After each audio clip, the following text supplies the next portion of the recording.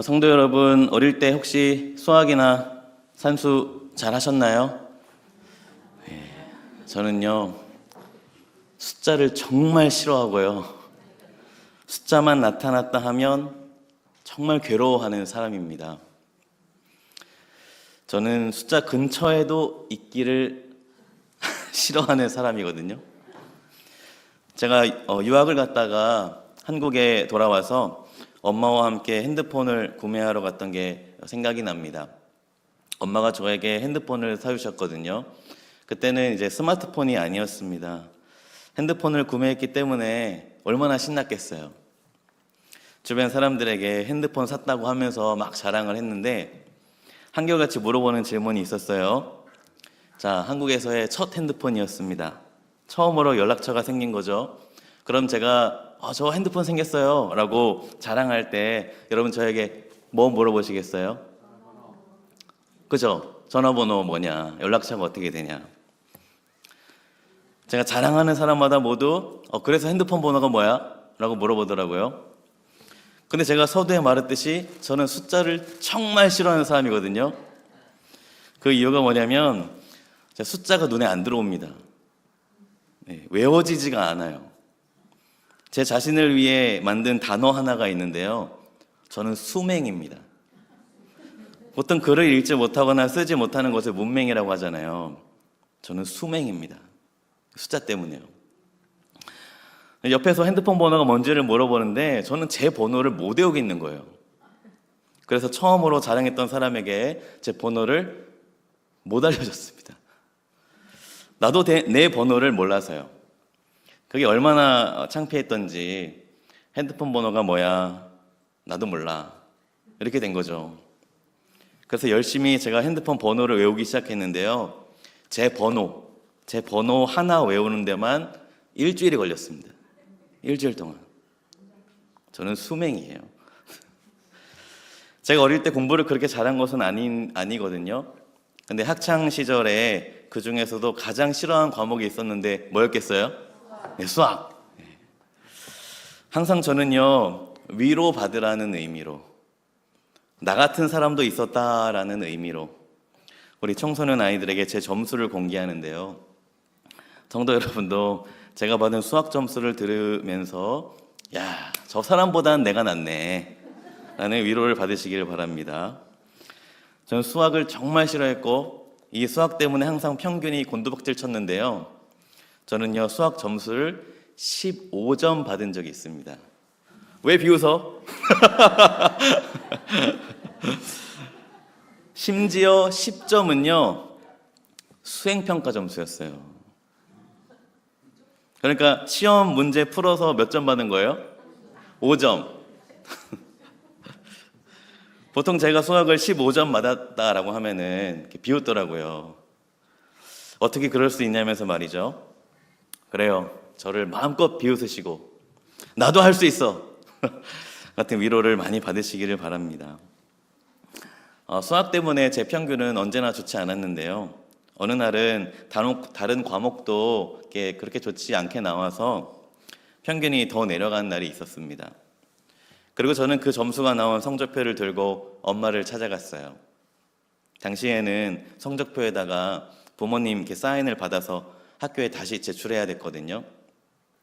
그래서 낮아진 평균에 엄마가 뭐라고 하실까 걱정하면서 성적표를 내밀었습니다. 사실 엄마의 기억은 제가 알지 못하니까 모르겠지만 저의 평생의 기억 속에서 엄마가 제 성적 가지고 뭐라고 한 적이 없으세요. 그날은 제가 기억이 납니다. 제가 성적표를 내밀자 엄마가 이렇게 물어보시는 거예요. 의성아, 최선을 다했니? 제 기억 속에는 절대로 이따위 점수를 최선을 다했다고 가져온 거야? 라는 말투가 전혀 아니었어요. 저에게 물으시는 거예요. 의성아, 정말 최선을 다했니? 그래서 대답했죠. 네, 최선을 다했습니다. 엄마가 그러시는 거예요. 최선을 다했다면 그걸로 충분해. 그 말이 저에게는 감동이 되었습니다. 엄마는 결과가 아니라 제가 최선을 다했다는 것을 그저 인정해 주셨기 때문이에요. 우리는 흔히요, 결과로 과정을 많이 판단합니다. 결과지상주의로 살아가기 때문이죠. 그래서 결과가 좋다면 아마 과정도 좋았을 거야 라고 생각하고, 좋은 성과만 있다면 과정은 어떠해도 된다라고 여깁니다. 그런데 신앙생활도 그렇게 적용할 때가 있는 것 같아요. 어떤 막 역사가 일어나야 성령님께서 역사하신 것이라고 생각할 때가 많습니다. 그리고 결과가 없으면 하나님이 일하지 않으신 것처럼 느껴질 때도 있어요. 물론 결과는 과정이 어떠했는지를 보여주는 하나의 지표가 될 수도 있겠죠. 그러나 오늘 말씀은 하나님이 우리에게 보여주시는 길은 결과 중심 신앙이 아님을 분명히 말씀합니다. 오늘 본문은 에스겔이 선지자로서 부름받는 장면인데요. 저는 에스겔을 성경 속에서 가장 불행해 보이는 두 선지자 중 하나라고 생각합니다. 왜냐하면 에스겔은 남유다가 멸망할 때 활동하면서 남유다가 멸망하는 것을 지켜보던 선지자였기 때문입니다. 남유다는 바벨론의 3번의 침공으로 멸망했습니다. 에스겔은 그 2번째 침공 때 포로로 잡혀갔던 사람입니다. 그 암울한 배경 속에서, 그 암울한 포로지의 한가운데서 하나님은 에스겔을 선지자로 부르십니다. 그런데 하나님께서 에스겔에게 주신 첫 말씀은 정말 이상합니다. 함께 우리 본문 4절과 5절 말씀을 읽어보겠습니다. 시작. 이 자손은 얼굴이 뻔뻔하고 마음이 굳은 자니라. 내가 너를 그들에게 보내노니 너는 그들에게 이르기를 주 여호와의 말씀이 이러하시다 하라. 그들은 패역한 족속이라. 그들이 듣든지 아니 듣든지 그들 가운데에 선지자가 있음을 알지니라. 우리 연속해서 7절도 읽어볼까요? 7절입니다. 시작. 그들은 심히 패역한 자라. 그들이 듣든지 아니 듣든지 너는 내 말로 고할지어다. 이상하죠? 하나님께서 에스겔을 말씀을 전하는 자로 부르시면서 그들이 듣든지 아니 듣든지 말씀을 전하라고 하시기 때문입니다. 아마도 성도 여러분은 이렇게 생각할지 모르겠습니다. 듣든지 아니 듣든지 말씀을 전하라는 것은 듣든 말든 넌 신경 쓰지 말고 그냥 전하라는 것이구나 라고 말이죠. 그러면서 사람들이 듣든지 듣지 않든지 하나님 말씀을 전하는 것으로 이 선지자의 사명을 강조하는 것 같을 것입니다. 하지만 이 말씀은 그러한 말씀이 아닙니다. 본문의 뜻은 훨씬 무겁습니다. 왜냐하면 이 말씀은 백성들은 네가 전하는 말씀을 듣지 않을 것이다. 그래도 전하라는 의미이기 때문이에요. 선지자는 하나님의 말씀을 전하라고 부름받은 존재입니다. 그런데 사람들이 말씀을 듣지 않을 것이 뻔하다면 선지자가 말씀을 전하는 것이 과연 무슨 의미가 있을까요? 듣지 않을 것이 뻔한데 왜 전해야 할까요? 듣지 않을 것이 확정적인 이들에게 말씀을 전하는 에스겔의 사역은 사실 아무런 의미가 없는 것 같습니다. 백성들은 결과적으로 듣지 않을 것입니다. 그런데 왜 전해야 할까요? 대체 이 사역이 무슨 의미가 있을까요? 이러한 질문 앞에서 에스겔의 사역은 정말 무의미해 보입니다. 만일 하나님께서 저에게 오늘 수요 저녁 설교를 아무도 안 들을 거야. 그래도 전해 라고 한다면 아마 저는 하나님께 되물을 거예요. 하나님, 그렇다면 왜 설교해야 되죠? 라고 말이죠. 결과가 듣지 않음으로 정해져 있다면 전하는 과정은 필요 없는 것 아닌가요? 그러나 하나님은 에스겔에게 말씀하십니다. 결과는 정해져 있다. 그들은 너의 말을 듣지 않을 것이다. 그래도 너는 말씀을 전해라. 지금 선교제일교회는 아니고요. 예전에 청소년부 사역할 때 가끔 선생님들이 와서 저에게 이렇게 물을 때가 있었습니다. 내가 지금 잘하고 있는지 모르겠어요. 그러면 저는 되물었어요. 왜 그렇게 생각하죠? 그러면 말합니다. 제가 아이들을 잘 통솔하고 있는지도 모르겠고 애들은 말해도 듣질 않고 사역적인 열매도 없는 것 같고 그러다 보니 힘이 들어요 라고 말입니다. 그러면 저는 항상 말합니다. 잘하고 있는 겁니다. 왜냐하면 고민한다는 것은, 아파한다는 것은, 현실을 직시하고 있다는 것은 사역에 그만한 마음을 쏟고 있는 것이기 때문입니다. 사역의 열매는 결과로서 하나님이 맺으시는 것입니다. 우리는 과정에 충실할 뿐입니다. 우리는 신앙생활에서 가끔 이상한 논리에 빠져들 때가 있습니다. 하나님이 일하시면 좋은 결과가 나타날 수밖에 없다. 하나님이 일하시는데 어떻게 좋지 않은 결과가 나타날까요? 그리고 우리는 그 결과를 열매라고 표현하죠. 그런데 에스겔을 보십시오. 결과가 정해져 있습니다. 어떻게요? 열매 없음으로요. 질문해 봅시다. 그렇다면 하나님이 에스겔에게 일하지 않으신 것인가요? 아니죠. 하나님은 에스겔을 통해 말씀하셨습니다. 그리고 에스겔은 그 말씀을 전했습니다. 그런데 결과는 열매 없음으로 정해져 있던 것입니다. 에스겔뿐만이 아닙니다. 이런 사역의 무의미함을 가장 극단적으로 보여주는 선지자가 또 있습니다. 바로 예레미야 선지자입니다. 예레미야는요, 무려 40년을 설교했습니다. 하나님께 돌아오라, 바벨론에게 항복해라, 회개하라 하고 말이죠. 그런데 40년 동안 단 한 사람도 그의 말을 귀담아 듣지 않았습니다. 40년 사역에 열매가 하나도 없었습니다. 그런데도 그는 말씀을 전했습니다. 예레미야가 전했던 말씀대로 남유다는 완전히 멸망했습니다. 그런데 더 웃지 못할 일이 일어납니다. 그것은 남유다가 바벨론에게 완전히 멸망당한 후에도 백성들은 예레미야 선지자의 설교를 여전히 거부했다는 것입니다. 그를 통한 하나님의 말씀이 이루어졌음에도 백성들이 그를 통해 말씀이 이루어졌음을 아는데도 불구하고 백성들은 여전히 듣지 않습니다. 남유다가 멸망하고 예루살렘에 남아있던 사람들에게 예레미야는 애굽으로 내려가지 말라고 했습니다. 그런데 백성들은 그를 억지로 끌고 애굽으로 내려갔고 예레미야는 그곳에서 백성과 함께 죽음을 맞이합니다.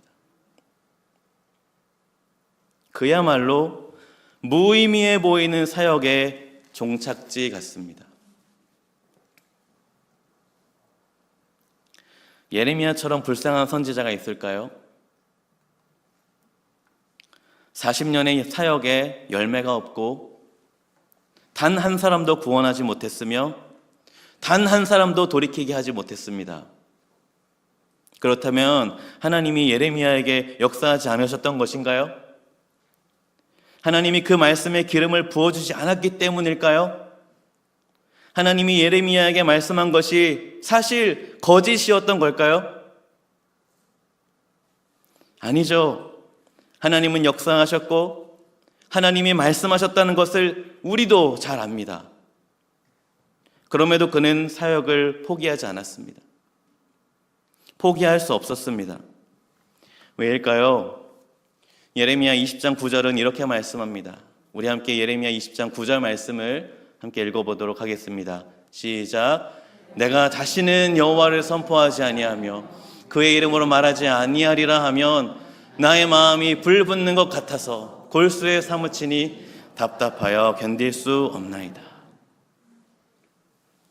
결과가 없었기 때문이 아닙니다. 효과가 없었기 때문이 아닙니다. 그는 하나님 때문에 말씀을 선포했습니다.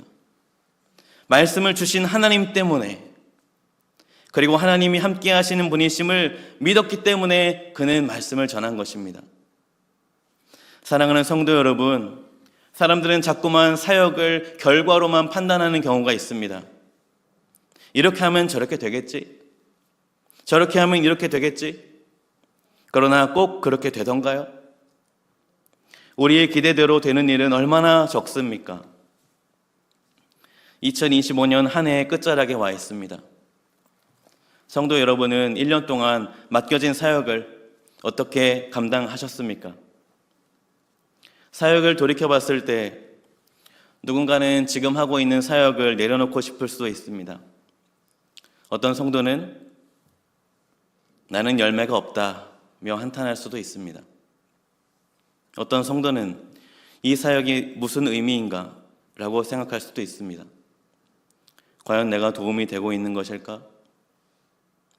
나는 한 해 동안 잘해온 걸까? 누군가는 뜻대로 결과가 나타나지 않아서 물음표를 그리고 있을 수도 있습니다. 그러나 그러한 분들에게 에스겔과 예레미야의 사역은 우리의 관점을 뒤집습니다. 에스겔이나 예레미야가 말씀을 전해봤자 아무도 듣지 않는, 자신들에게 무의미해 보이는 이 사역을 그렇다면 어떻게 감당할 수 있었을까요? 그것은 그들이 사역 자체에서 의미를 찾은 것이 아니라 자신을 부르신 하나님 안에서 의미를 발견했기 때문입니다. 그들은 하나님을 바라보며 사역했던 것입니다. 사실 그들은 사역의 결과나 효과, 효율성에는 아무런 관심이 없었습니다. 심지어 결과뿐만 아니라 과정도 관심 없었습니다. 사람들의 반응도 그들의 관심 밖이었고 열매도 아니었습니다. 그들의 유일한 관심은 하나님뿐이었습니다. 예레미야 20장 7절부터 11절까지 새 번역으로 제가 천천히 읽어드리도록 하겠습니다. 주님께서 나를 속이셨으므로 내가 주님께 속았습니다. 주님께서는 나보다 더 강하셔서 나를 이기셨으므로 내가 조롱거리가 되니 사람들이 날마다 나를 조롱합니다. 내가 입을 열어 말을 할 때마다 폭력을 고발하고 파멸을 외치니 주님의 말씀 때문에 나는 날마다 치욕과 모욕거리가 됩니다. 이제는 주님을 말하지 않겠다, 다시는 주님의 이름으로 외치지 않겠다 하고 결심하여 보지만 그때마다 주님의 말씀이 나의 심장 속에서 불처럼 타올라 뼛속에까지 타들어가니 나는 견디다 못해 그만 항복하고 맙니다. 수많은 사람이 수군거리는 소리를 나는 들었습니다. 예레미야가 겁에 질려 있다. 너희는 그를 고발하여라. 우리도 그를 고발하겠다 합니다. 나와 친하던 사람들도 모두 내가 넘어지기만을 기다립니다. 혹시 그가 실수를 하기라도 하면 우리가 그를 덮치고 그에게 보복을 하자 합니다. 그러나 주님은 내 옆에 계시는 힘센 용사이십니다. 그러므로 나를 박해하는 사람들이 힘도 쓰지 못하고 쓰러질 것입니다. 이처럼 그들이 실패해서 그들은 영원히 잊지 못할 큰 수치를 당할 것입니다. 아멘. 사람들은요, 예레미야의 설교에 그저 귀를 막은 게 아닙니다. 사람들은 설교 때문에 예레미야를 조롱했고 고발하려 했습니다. 심지어 친구들마저도 예레미야가 넘어지기를 원했고 예레미야가 실수하기만을 기다렸습니다. 만약 우리가 이런 상황에 처해 있다면 우리는 견디고 버텨낼 수 있었을까요? 그러나 예레미야는 버티고 견뎠습니다. 그리고 하나님께서 주신 사명을 끝까지 감당했습니다. 예레미야가 힘센 용사이신 함께 계시는 하나님을 의지하며 바라봤기 때문입니다. 예레미야나 에스겔이 소망하고 원하고 바라고 믿고 신뢰했던 것은 사람들의 반응이나 효과, 결과라고 불리는 열매나 혹은 과정이 아니었습니다. 그들은 오직 하나님만 신뢰했습니다. 그러므로 우리는 사역을 하는 이유를 다시 점검해야 합니다. 만약 우리가 사역을 임하는 시선이 세상과 같다면, 그렇게 결과나 효과만을 바라고 있다면 사실 우리는 회개해야 합니다. 물론 좋은 효과, 좋은 결과가 나타나면 정말 칭찬해주고 박수 쳐야 할 일이겠죠. 그러나 모든 사역에 그런 것을 기대할 수는 없습니다.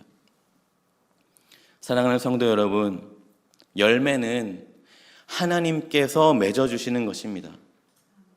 결과는 하나님께서 내주시는 것입니다.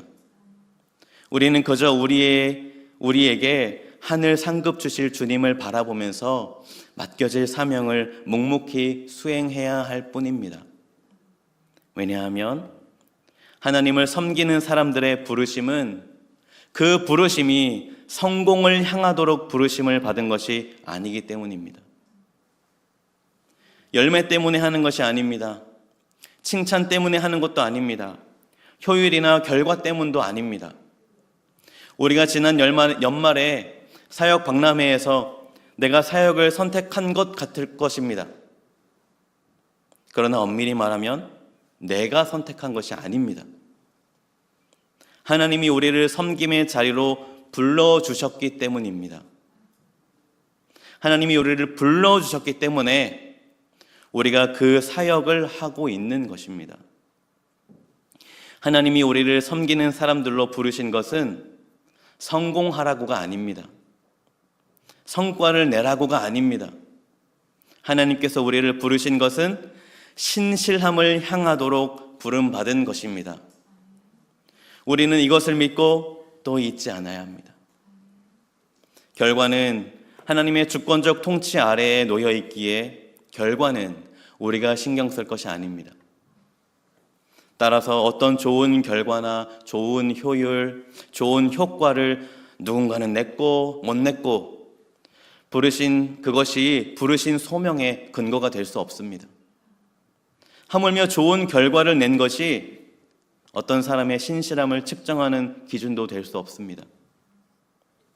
하나님의 부르심을 받은 사람은 하나님의 종으로서 자신의 사명을 신실하게 감당할 뿐입니다. 그러므로 우리의 섬김의 동기는 하나님께서 우리를 사역의 자리에 부르셨다는 믿음에 근거해야 합니다. 그리고 하나님의 부르심은 특권이라는 것을 여러분 꼭 기억하시기를 바랍니다. 하나님이 성도 여러분을 각 사역의 자리로 부르셨습니다. 섬길 수 있도록 섬김의 자리를 허락하시고 특권을 허락하신 것입니다. 사랑하는 성도 여러분, 여러분이 많은 자리에서 주님과 교회를 섬기고 있다는 것을 알고 있습니다. 어떤 성도는 식당과 주방에서, 어떤 성도는 각 다음 세대의 부서에서, 어떤 성도는 차일드 케어로, 어떤 성도는 시설부에서, 어떤 성도는 방송과 찬양으로, 어떤 성도는 예배부로, 어떤 성도는 목자와 목녀로, 어떤 성도는 목원으로, 어떤 성도는 재정부로, 어떤 성도는 선교와, 어떤 성도는 새가족부, 어떤 성도는 중보기도로, 어떤 성도는 차량팀으로, 어떤 성도는 환경부로 섬기고 있습니다. 교회 사역뿐이겠습니까? 각자의 삶의 자리에서 직장이나 사업장, 또 집에서 주님을 섬기고 계심을 알고 있습니다. 섬김의 자리에 계신 모든 성도 여러분께 한 말씀 드리겠습니다. 잘하고 계십니다. 충분히 잘하고 계십니다. 절대 스스로를 부족하다라고 생각하지 마십시오. 이것이 무슨 의미인가 고민하지 마십시오. 오직 하나님께서 나를 부르신 그 섬김의 자리에서 하나님을 바라보시면서 성실하시기를 축복합니다. 지금 이 사역 말고 다른 사역이 하고 싶어, 하나님이 나를 다른 사역의 자리로 부르시는 것 같다면 내년에 다른 사역을 하면서 순종하십시오. 그렇지만 난 사역 안 할래, 나는 포기할래, 이런 사역에 대체 무슨 의미가 있는지 난 모르겠어와 같은 마음이 든다면 오늘 에스겔과 예레미야 선지자를 기억해 보시기 바랍니다. 왜냐하면 우리가 섬기는 이유는 효과나 결과를 내기 위함이 아니라 우리를 부르신 하나님을 향한 충성에 있기 때문입니다. 사도 바울도 고린도전서 4장 1절에서 2절에 이렇게 말씀합니다. 함께 읽어보겠습니다. 시작. 사람이 마땅히 우리를 그리스도의 일꾼이요 하나님의 비밀을 맡은 자로 여길지어다. 그리고 맡은 자들에게 구할 것은 충성이니라. 아멘. 사랑하는 성도 여러분, 열매가 아니라 신실함이 우리의 부르심입니다. 결과가 아니라 신실함이 우리의 부르심입니다. 효과가 아니라 신실함이 우리의 부르심입니다. 하나님이 성도 여러분을 사역의 자리로 부르십니다. 또 부르셨습니다. 그러니 여러분 충성하십시오. 신실하게 그 사역의 자리에서 열심을 다해 보십시오. 어떤 효과가 나타나지 않는 것 같아도 의미와 무의미 사이에서 방황하는 것 같을지라도 하나님은 우리의 신실함을 보십니다. 아무런 결과가 보이지 않는 것 같을지라도 하나님은 하늘 상급을 들고 여러분을 기다리고 계십니다. 그러니 이번 마지막 한 달도 하나님께 우리의 충성을 드리시기를 축복합니다. 그리고 내년도 사역에 여러분 적극적으로 참여하십시오. 제가 알기로 사역 부장님들께서 부단히 노력하고 더 부단히 충성하고 계십니다. 그러니 사랑하는 성도 여러분, 모든 교회가 힘을 합쳐서 하나님의 나라를 이루고 하나님의 나라를 세우고 하나님의 나라를 회복시키는데 충성을 다하시기를 축복합니다.